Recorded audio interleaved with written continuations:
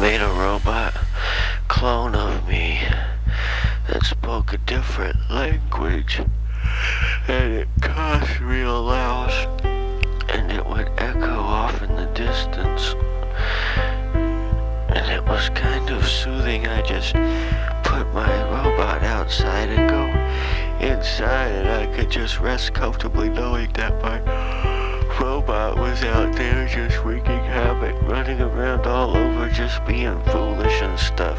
And I could just stay at home and relax.